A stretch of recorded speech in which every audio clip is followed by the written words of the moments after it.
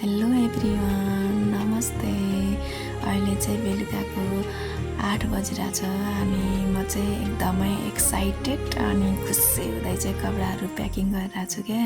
किनभने भोलि चाहिँ म केटिएमबाट सिन्धुली जाँदैछु नि त मेरो बुढालाई सरप्राइज दिनको लागि। मेरो बुढालाई चाहिँ यसको बारेमा चाहिँ केही पनि नै थाहा छैन कि। मैले चाहिँ फोन गरेर भनिसकेँ क्या, बुढो भोलि कल नगर्नु है, म क्लासमा एकदमै बिजी हुन्छु होला, कल उठाउनु भ्याउँदिनँ भनेर। अनि मेरो बुढोले चाहिँ हुन्छ भनेर भन्नुभएको थियो क्या। मैले चाहिँ बाना बनाइरहेको थिएँ क्या, फेरि कल गर्नुहुन्छ कि थाहा पाउनुहुन्छ कि भनेर डर लाग्दै अनि कपडाहरू प्याकिङ गरिरहेको थियो। अनि मैले चाहिँ यसो सोचिरहेको थिएँ क्या, म केटिएममा आएको कति भएछु भनेर अम्ला भाँच्दै भन्दै गरिरहेको थिएँ क्या, साथीलाई पनि सोध्दै। अनि त्यसपछि चाहिँ मैले फाइनल्ली कति भने 3 महिना 8 दिनमा चाहिँ बल्ल घर जानु पाउने भयो भने खुसी हुँदै क्या म चाहिँ। यो कपडा चाहिँ मेरो बुढोको कपडा हो।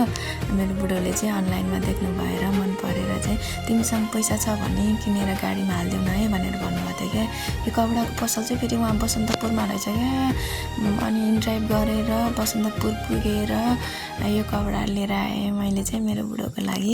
फेरि पनि हजुरहरूलाई गुड मर्निङ एन्ड नमस्ते। अहिले चाहिँ बिहानको 3:26 भएको छ कि बल्ल।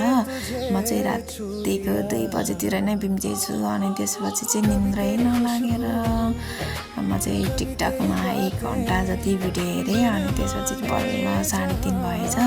अनि म चाहिँ उठेर ब्रसहरू गर्न थालेँ, ब्रस गरेँ। अनि त्यसपछि चाहिँ फेस वासले मुख धोएँ। अनि फेस वासले मुख धोएर चाहिँ एकदमै फ्रेस भएँ। अनि फ्रेस भएर चाहिँ अब चाहिँ म रेडी हुन थाल्छु भनेर रेडी हुन थालेँ। मोइस्चराइजरहरू लाउन थालेँ, स्किन केयर अथवा मेकअप जे भने नि मेरो चाहिँ एउटै हो। अनि पानी पिउँदै मेकअप अथवा स्किन केयर गर्न थालेँ, सनस्क्रिनहरू लाउन थालेँ। फाइनली मेरो सानोलाई अनि मेरो परिवारलाई भेट्न पाउने हो भन्दै एकदमै खुसी हुँदै रेडी भइरहेको छु म चाहिँ। अनि त्यसपछि कपाल सपाल कोर्न थालेँ। अनि म चाहिँ नखु बस्छु नि त, नखुबाट लोकन्थलीसम्म ड्राइभ गरेर लोकन्थली पुगेँ। अनि म पुगेर चाहिँ साथीलाई कल गरेँ, म आइसकेँ छिटो आइजन भनेर। अनि मेरो साथी पनि मलाई गाडीसम्म छोड्नको लागि आएको थियो क्या। यो चाहिँ मेरो बच्चैदेखिको एकदमै मिल्ने साथी हो क्या। अनि म चाहिँ एकदमै खुसी छु क्या यसलाई साथ पाएर चाहिँ। अहिले चाहिँ बिहानको 5 बजेको छ क्या बल्ल। अनि गाडी चाहिँ 6 बजे आउने हो नि त। अनि मेरो साथी र म चाहिँ चिया पिउँदै पहिलाको कुरा गर्दै गाडीलाई कुर्दै बसिरहेको क्या। त्यसपछि चाहिँ फाइनली म सिन्धुली आइपुगेँ। मैले चाहिँ बाटोतिर बिचतिर चाहिँ भिडियो नै खिच्न पाएन क्या, म निदाएछु। अनि यो चाहिँ मेरो रुम जाने बाटो हो। म रुम जाने बाटोमा ओर्लेँ। अनि मैले चाहिँ मेरो नानीलाई कल गरेर कहाँ हुनुहुन्छ नानी भनेर सोधेको। नानी त क्लास जानुभएछ, अनि एकछिन आउनु न है, मलाई रुममा छोडिदिनु ल भनेर कल गरेको। नानी आउनुभयो। अनि त्यसपछि मलाई रुमसम्म छोडिदिनु भयो। अनि फेरि हेर्नु न मेरो रुममा आएपछि चाहिँ चटक म चाहिँ केटिएमबाट सिन्धुली चाहिँ ठ्याक्कै 1 बजेतिर आइपुगेको थियो होला।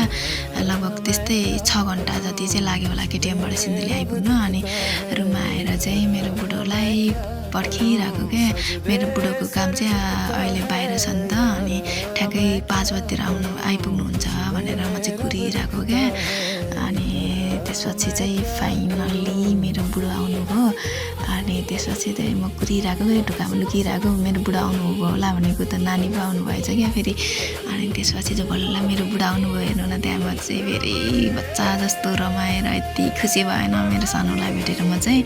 अनि मेरो बुढो चाहिँ फेरि सपना हो कि बुना हो जसरी हेरिरहनु भएको थियो क्या। अनि फेरि रिसाउनु भएको थियो मलाई नभनी आयो भनेर। अनि म चाहिँ फकाइरहेको क्या फेरि।